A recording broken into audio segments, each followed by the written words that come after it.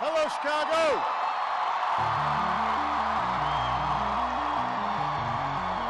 It's good to be home! Qual é a nova ordem mundial? Nova ordem mundial é um termo antigo já, cunhado antes da Primeira Guerra, para falar de um novo paradigma das relações internacionais que emergia com a criação da Liga das Nações. Depois da Segunda Guerra, a nova ordem mundial já era outra. Era a divisão entre primeiro, segundo e terceiro mundo, baseado na guerra entre comunistas e capitalistas. Mas e depois da Guerra Fria? Qual é a nova ordem mundial então? Samuel Huntington, no livro O Choque de Civilizações, propõe uma nova divisão geopolítica do mundo baseada na identidade cultural e não na ideologia, na economia ou em interesses políticos nacionais. After my election, there was talk of a post-racial America.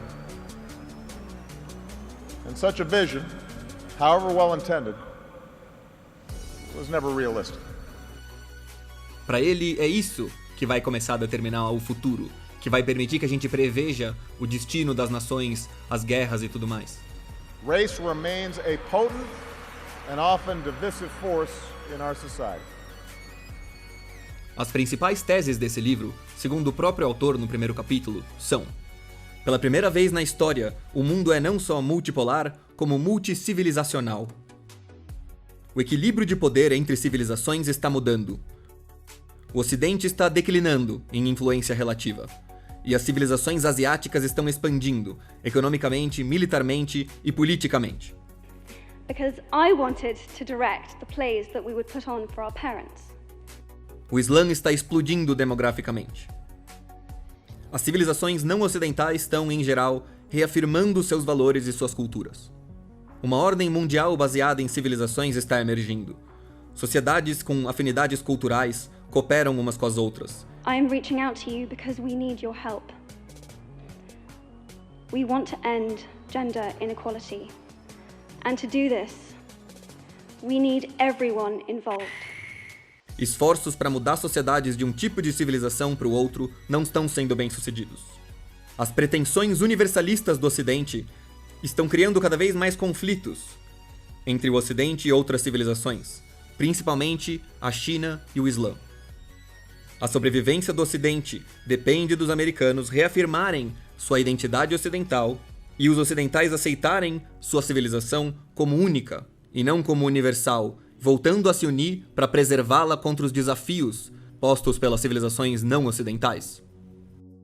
Evitar uma guerra mundial depende hoje dos líderes mundiais aceitarem e cooperarem para manter o mundo de forma multicivilizacional, multipolar.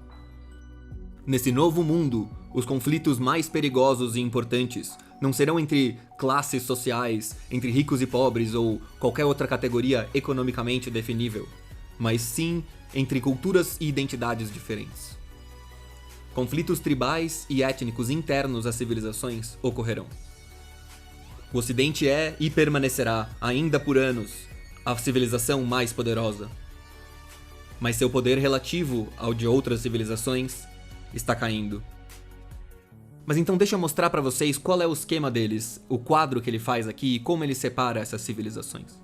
Porque hoje, no Brasil, a gente tende a se colocar como o Ocidente. Mas para ele, não.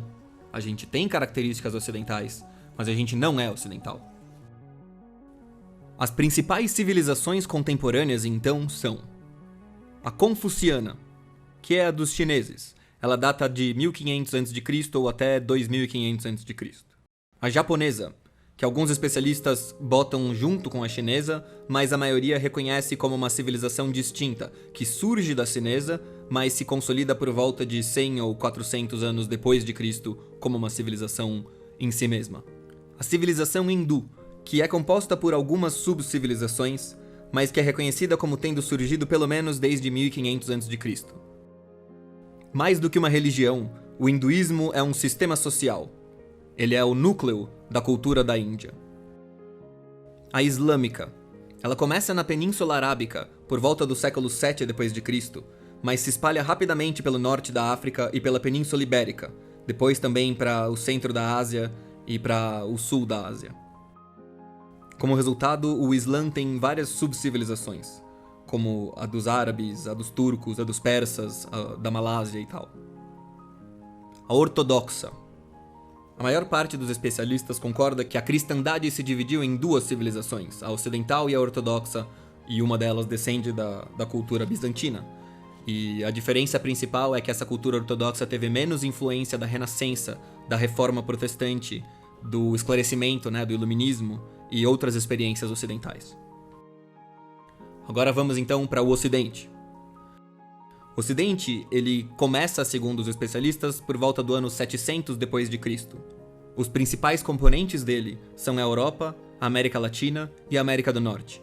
Mas apesar disso, apesar da América Latina ser um dos grandes componentes do Ocidente, eles acham que é melhor separar ela numa civilização à parte. Porque a gente, a América Latina, desenvolveu uma identidade distinta, diferente do Ocidente. Ele diz que a gente tem um passado mais autoritário, corporativista, e que a gente teve um efeito menor da Reforma Protestante. A nossa região ela é historicamente bastante católica, muito mais do que o resto do Ocidente. Embora ele diga que talvez isso esteja mudando agora. Então o Ocidente inclui os Estados Unidos e a Europa, mas também a Nova Zelândia e a Austrália. E por último tem uma civilização que seria a africana, que ele diz que é controversa. Talvez alguns concordam que existe e outros dizem que não. Mas que, historicamente, o norte da África pertence à cultura islâmica, à civilização islâmica. Mas a Etiópia sempre foi uma civilização à parte. E ele diz que é possível, para alguns especialistas, considerar que existe uma emergente civilização subsaariana, que talvez possa ter a África do Sul como sua capital, que tem a sua mistura própria de influência europeia, cristã, com culturas tribais africanas e outras coisas. A religião, então, é a característica central para determinar e distinguir uma civilização da outra, neste novo esquema. Mas é importante notar que ele também afirma que esses esquemas são simplificações, mas que para pensar de forma séria sobre o mundo, a gente precisa de simplificações, que obscurecem algumas coisas e esclarecem outras. Sem essas construções intelectuais, que são fantasiosas de certa forma, William James, segundo ele, diz que só existe confusão. E ele cita o Thomas Kuhn, que fala de como, quando um paradigma começa a se tornar cada vez mais incapaz de explicar as coisas à sua volta, nesse caso, os fenômenos geopolíticos, um novo paradigma começa a emergir. E para ser aceito, ele precisa ser capaz de explicar melhor que os outros paradigmas possíveis, seus competidores, os fenômenos em questão. E a ideia do Samuel Huntington é que esse esquema permite sim fazer isso. O outro ponto que ele trata é o dos Estados Nacionais. Ele fala que apesar dos Estados Nacionais serem e ainda continuarem sendo os principais agentes da política internacional, eles também cada vez mais perdem a soberania e perdem seu poder. Instituições internacionais cada vez mais começam a se impor, começam a ter o direito de julgar e constringir o que o Estado pode fazer no seu próprio território. Funções que antes eram cumpridas pelo Estado, agora são cumpridas por burocracias internacionais, e que elas conseguem lidar direto com os indivíduos, ultrapassando a autoridade estatal. Mas ele diz que dá para observar também uma nova tendência global de os estados perderem seu poder e a autonomia local ser recuperada. As fronteiras estatais, em suma, se tornam cada vez mais permeáveis. E alguns dizem que isso irá levar eventualmente à emergência de uma complexa e variada ordem internacional com várias camadas, que vai parecer mais os tempos medievais do que os tempos do século XX.